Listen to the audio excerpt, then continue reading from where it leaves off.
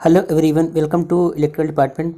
इस वीडियो में मैं आप लोगों को बताऊंगा कि NATS पोर्टल पर फर्स्ट टाइम रजिस्ट्रेशन कैसे करते हैं। सब कुछ step by step full process आप लोगों को बताऊंगा।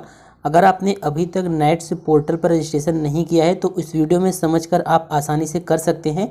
आपका 100% अप्रूवल सिर्फ एक दिन में हो जाएगा, रिजेक्ट नहीं होगा। बस आप लोगों को जो वीडियो में बताया जाए उसे फॉलो करना है। और आप लोगों को पता होगा डिप्लोमा करने के बाद आप अप्रेंटिस कर सकते हैं, तभी जब आप NATS पर रजिस्ट्रेशन किए हों आपका वहाँ पर ID आता है। फिर भी इसके बाद किसी भी अप्रेंटिसशिप के लिए जब आप अप्लाई करते हैं तो वहाँ पर वो ID मांगा जाता है।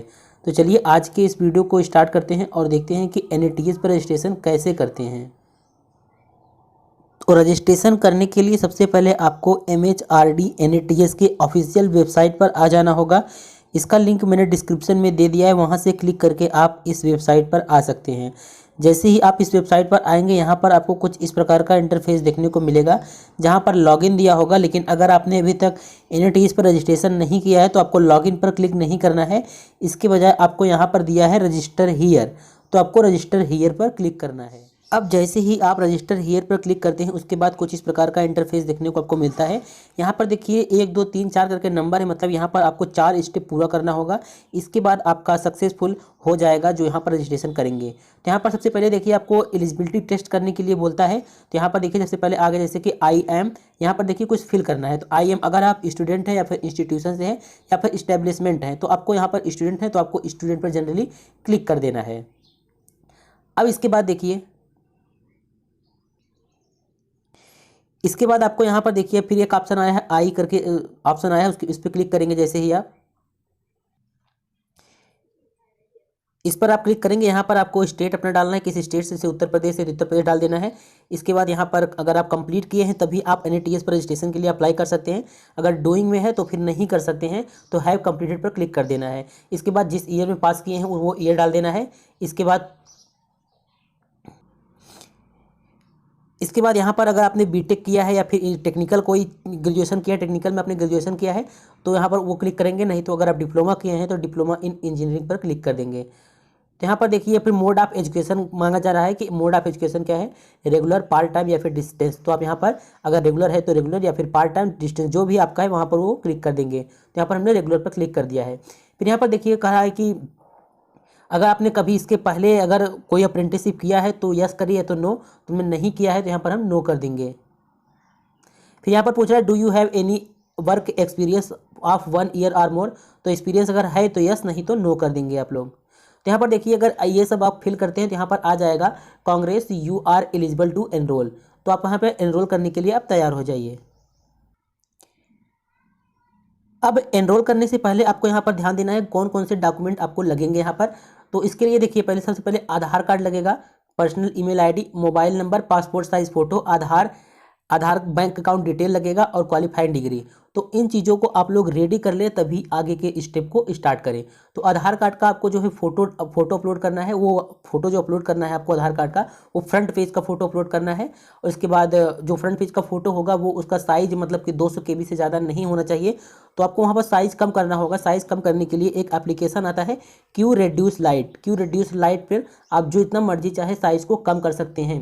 उसके बाद आपको अपलोड करना है। फिर आपके पास पर्सनल ईमेल आईडी होना चाहिए, मोबाइल नंबर और पासपोर्ट साइज जो होना चाहिए वो भी आपको 200 KB के अंदर ही आपको पासपोर्ट साइज वहाँ पर लगाना होगा। और यहाँ पर देखिए बैंक अकाउंट डिटेल, इसमें कई लोगों का रिजेक्ट हो जाता है जब बैंक अकाउंट डिटेल वहाँ पर मांगा जाता है। तो आपको बैंक अकाउंट डिटेल में जो है आपके पासबुक का फ्रंट पेज डालना है, जिसमें आपका नाम हो, IFSC कोड हो, बैंक अकाउंट नंबर, वो सब चीज़ें जहाँ पर दिखाई दे उसी का फोटो आपको खींच के डालना है। और क्वालिफाइंग डिग्री में आपको क्या डालना है वो बता दें, क्योंकि मैंने अभी कल ही अब इसके लिए मतलब कि रजिस्ट्रेशन किया था, मेरा सक्सेसफुली अप्रूव हो गया है। तो इसमें देखिए आपको जो डिप्लोमा के फाइनल ईयर का मार्कशीट मतलब 6 सेमेस्टर का मार्कशीट है वही मार्कशीट अपलोड करना है। उसमें किसी प्रकार का बैक नहीं होना चाहिए। अगर बैक होता है तो वह रिजेक्ट हो जाएगा। आपको डिग्री यहाँ पर नहीं डालना है, डिप्लोमा की डिग्री नहीं डालना है, डिप्लोमा का मार्कशीट डालना है। इसके बाद क्या करना है आपको, इसके बाद आई हैव अबाउट डाटा पे क्लिक कर देना है कि मेरे पास ये सभी डाटा है। तो जैसे ही आप आई हैव अबाउट डाटा पे क्लिक कर देंगे वहाँ पर आपको ईमेल आईडी मांगा जाएगा। ईमेल आईडी आपको फिल करना है। उसके बाद ईमेल आईडी पर एक OTP जाएगा। अब इसके बाद जैसे ही आप लोग अपना ईमेल आईडी वेरीफाई कर लेंगे और मोबाइल नंबर भी वेरीफाई करने के लिए बोला जाएगा। तो मोबाइल नंबर वेरीफाई करने के बाद आपको अपना नाम डालना है। जो भी नाम आपके डिप्लोमा के सर्टिफिकेट या मार्कशीट में दिया गया है वही सेम नाम होना चाहिए, नहीं तो बाद में वो रिजेक्ट हो जाएगा। इसके बाद आपको एक पासवर्ड क्रिएट करना है। पासवर्ड में कम से कम 4 से 6 अक्षर होने चाहिए और फिर कुछ एक स्पेशल कैरेक्टर भी होना चाहिए और कुछ नंबर्स होने चाहिए। पासवर्ड सेट करने के बाद आपको सेव एंड कंटिन्यू पर क्लिक कर देना है। अब जैसे ही आप सेव एंड कंटिन्यू पर क्लिक करेंगे आपका पहला स्टेप कंप्लीट हो जाएगा। पहले स्टेप कंप्लीट करने के बाद यहाँ पर ऐसे कुछ लिखा हुआ आएगा, उससे आपको कोई मतलब नहीं है। यहाँ पर सिर्फ आपको करना क्या है, जो यहाँ पर दिख रहा है बाय क्लिकिंग दिस, तो आपको इस वाले बॉक्स पे क्लिक कर देना है और एग्री एंड कंटिन्यू पर क्लिक कर देना है। अब आप दूसरे स्टेप में आ गए हैं। दूसरे स्टेप में देखिए आपको बता देते हैं करना क्या है। दूसरे स्टेप में देखिए आपको सबसे पहले एक फ़ोटो अपना अपलोड करना है। वो फ़ोटो जो है जेपीईजी हो, मतलब कि आप फ़ोटो का साइज़ जो है 200 केबी से कम होना चाहिए। आपको फ़ोटो के साइज़ कम करने का तरीका भी बता दिए हैं। यहाँ पर फादर नेम वही डालना है जो आपके सर्टिफिकेट में दिया गया है और मदर नेम भी वही डालना है जो आपके, अगर सर्टिफिकेट में मदर नेम नहीं दिया गया है तो आप 10th या 12th का मार्कशीट लेके उसमें मदर नेम जो भी दिया गया है उसको आप यहाँ पर डाल सकते हैं। इसके बाद डेट ऑफ बर्थ डालना है, बिल्कुल क्लियर, गलत नहीं करना है। आधार नंबर डालना है, जो भी आधार नंबर आपके बैंक अकाउंट से लिंक है वही आधार नंबर इसमें आपको फिल करना है। और जेंडर आपको यहाँ पर क्लिक कर देना है। आधार कार्ड अपलोड करना है। आप आधार कार्ड अपलोड करने के लिए आपको बता दिए हैं कि आधार कार्ड का फ्रंट पेज का फ़ोटो डालना है या फिर आप लोग इस स्कैनर का यूज करके फ़ोटो, आधार कार्ड का फ़ोटो स्कैन करके भी अपलोड कर सकते हैं। PDF साइज होना चाहिए। इसके बाद क्या करना है, आपको यहाँ पर सिलेक्ट एन ऑप्शन करने को बोल रहा है। मतलब कि आप SC ST या OBC से हैं तो जिससे भी है आप उसको यहाँ पर सिलेक्ट कर लीजिएगा। इसके बाद यहाँ पर पर्सन विथ अगर डिसेबिलिटी है तो वो 40% माना जाएगा, तो उसमें भी आप यस या नो कर सकते हैं। परमानेंट एड्रेस में आप जहाँ के रहने वाले हैं वहाँ का पिन कोड सब कुछ डाल देना है और यही एड्रेस आपको यहाँ पर अगर क्लिक कर देंगे सेम एज परमानेंट एड्रेस तो आपको दोबारा एड्रेस फिल नहीं करना पड़ेगा। इसके बाद यहाँ पर सब कुछ फिल करके आप लोगों को बैंक इन्फॉर्मेशन में देखिए, बैंक इन्फॉर्मेशन में बैंक डालना है, बैंक का ब्रांच नेम और फिर बैंक का अकाउंट नंबर। ये बहुत ही इंपॉर्टेंट होता है क्योंकि जब भी आप अप्रेंटिसशिप करेंगे तो वहाँ पर बैंक डिटेल देने की आवश्यकता नहीं होगी, यहीं से बैंक डिटेल ले लिया जाता है। अब प्रूफ, बैंक डिटेल का प्रूफ के रूप में आप लोगों को बैंक का पासबुक डालना है, पासबुक का फ़ोटो जिसमें आपका नाम, अकाउंट नंबर, IFSC कोड बिल्कुल सही तरीके से दिखता हो। इसके बाद सब कुछ डालने के बाद आपको यहाँ पर अपलोड कर देना है। इसके बाद देखिए थर्ड स्टेप में आपको एजुकेशनल डिटेल फिल करना है। जैसे कि यहाँ पर आप अगर 10वीं 10+2 12वीं के बाद अगर डिप्लोमा किए हैं तो इस पर क्लिक करना होगा और 10वीं के बाद किए हैं इसके बाद यहाँ पर आपको अपना एनरोलमेंट नंबर डाल देना है जो कि E करके स्टार्ट होता है। इसके बाद name of the technical board, किस बोर्ड से आपने डिप्लोमा कंप्लीट किया उसको डाल देना है। फिर जिस स्टेट से आप बिलोंग करते हैं उसको डाल देना है। फिर किस डिस्ट्रिक्ट में आपका कॉलेज है उसको डाल देना है। फिर यहाँ पर लास्ट में आपको नेम ऑफ द कॉलेज, मतलब कि कॉलेज का नेम डालना है। इसके बाद देखिए यहाँ पर आपको किस ब्रांच से आपने डिप्लोमा किया है तो यहाँ पर आपको ब्रांच डालना होगा। इसके बाद ईयर ऑफ पासिंग, किस ईयर आपने डिप्लोमा कंप्लीट किया है यहाँ पर उसको फिल करना होगा और किस मंथ में आपका रिजल्ट है। जैसे इस बार 2021 की बात करें तो डिप्लोमा का रिजल्ट जो है सितंबर में आया था, यानी कि 9th महीने में आया था, तो यहाँ पर वो डाल देना है आपको। फिर यहाँ पर आप कहते हो परसेंटेज या CGP या फिर परसेंटेज आप निकाल के डाल दीजिएगा। फिर क्लास ऑब्टेंड भी आपको यहाँ पर डालना होगा। इसके बाद यहाँ पर देखिए आपको इलेक्टिव सब्जेक्ट के तौर पर आपका कोई इलेक्टिव सब्जेक्ट की बात करें तो जैसे डिप्लोमा करने के दौरान आपका इलेक्टिव सब्जेक्ट था RSE, यानी कि रिन्यूएबल सोर्स ऑफ एनर्जी। किसी का इलेक्ट्रिक ट्रैक्शन था, उसको यहाँ पर डाल देना है। फिर अगर आपने मतलब कि कोई जैसे कि 4th सेमेस्टर में एक ट्रेनिंग कराया जाता है उसके बाद उसमें सर्टिफिकेट मिलता है, तो उसमें अगर आपने सर्टिफिकेट कोर्स मतलब कि कौन सा सर्टिफिकेट है आपके पास उस कोर्स का नाम डालना है और कितने दिन तक आपने ट्रेनिंग किया, 1 वीक 2 वीक 3 वीक, जितना ट्रेनिंग किए आप डाल दीजिए। अगर नहीं किए हैं तो इसको छोड़ दीजिए या फिर इसमें 0 करके दीजिए। इसके बाद देखिए यहाँ पर सबसे इंपॉर्टेंट चीज़ है आपका यहाँ पर डॉक्यूमेंट, मतलब कि आपका डिप्लोमा का डॉक्यूमेंट यहाँ पर लगेगा, क्वालिफिकेशन डिग्री। देखिए यहाँ पर लिखा गया है please upload degree, diploma certificate are provisional certificate are marksheet with final pass status. कहने का मतलब आपको डिप्लोमा का अपना मार्कशीट डालना है जिसमें फाइनल पास स्टेटस दिखाता हो, या फिर आप प्रोविजनल सर्टिफिकेट भी अपलोड कर सकते हैं।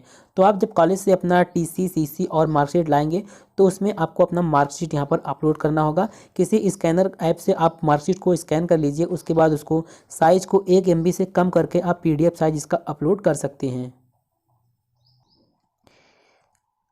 तो जैसे ही आपका तीसरा स्टेप कंप्लीट होता है, मतलब कि एनरोलमेंट फॉर्म जैसे ही कंप्लीट होता है, आप चौथे स्टेप पे आ जाएंगे और चौथा स्टेप है आपका प्रीव्यू एंड कंफर्म। तो आपको यहाँ पर प्रीव्यू देखने को मिलेगा। आपने अभी तक जो जो डाटा फिल किया है वो प्रीव्यू देख लीजिए। अगर सब कुछ सही है तो आपको कंफर्म कर देना है। कंफर्म करने के बाद आपको इसके बाद कैसे करना है उसको हम आगे बताते हैं आपको। साथ ही देखिए इसमें एक स्टेप छूट गया था, वो स्टेप है आपका ट्रेनिंग प्रेफरेंस। तो आप ट्रेनिंग कहाँ कहाँ करना चाहते हैं, तो आपको बता दें, अगर आपका किसी भी फील्ड में इंटरेस्ट है, जिस फील्ड में आपको मतलब कि आपको ऐसा होता है कभी कभी कि हम केवल मैन्युफैक्चरिंग फील्ड में करना चाहते हैं या केवल हम कंस्ट्रक्शन फील्ड में करना चाहते हैं, तो जिसमें आपको करना है वहाँ पर आपको वही वही टिक कर देना है और जिस एरिया में करना चाहते हैं उसको टिक कर देना है। इसमें कोई बाउंडेशन नहीं है। मैंने तो यहाँ पर सब पे टिक कर दिया था, क्योंकि किसी में भी अप्रेंटिस मिल जाएगा तो किसी में भी अप्रेंटिस हम कर लेंगे। क्योंकि यहाँ पर देखिए बहुत ज़्यादा ऑप्शन दिए, तो सब पे आपको टिक कर देना होगा, वो आप अपने हिसाब से चूज कर सकते हैं।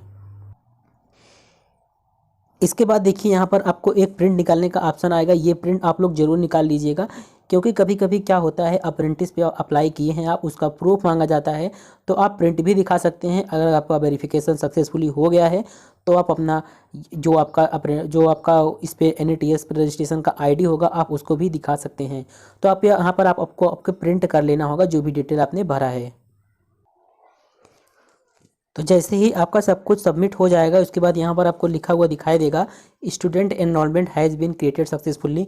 आपके मोबाइल नंबर पर और आपके ईमेल पर मैसेज आ जाएगा कि आपका ID और पासवर्ड क्या है, जिसके द्वारा आप चेक कर पाएंगे कि हमारा वेरिफिकेशन हो गया है कि नहीं। तो जैसे ही आपको ID और पासवर्ड मिल जाता है तो आपको डिस्क्रिप्शन में एक लिंक दिए हैं, वो लॉगिन वाला लिंक है। आप उस लॉगिन वाले लिंक पर क्लिक करके लॉगिन करके चेक कर सकते हैं कि आपका मतलब कि वेरिफिकेशन हो गया है कि नहीं हो गया है। वेरिफिकेशन होने के बाद कुछ इस प्रकार से दिखता है, उसको हम आपको दिखा देते हैं। देखिए जब आपका वेरिफिकेशन हो जाएगा तो जैसे ही आप अपने ID और पासवर्ड से लॉगिन करेंगे तो कुछ इस प्रकार से आपके प्रोफाइल पर दिखेगा, आपका नाम दिखाई देगा। इसके बाद यहीं पर आपको ID भी आपका मिल जाएगा। ID के नीचे आपका दिया रहेगा किस तारीख को आपने एनरोल किया था।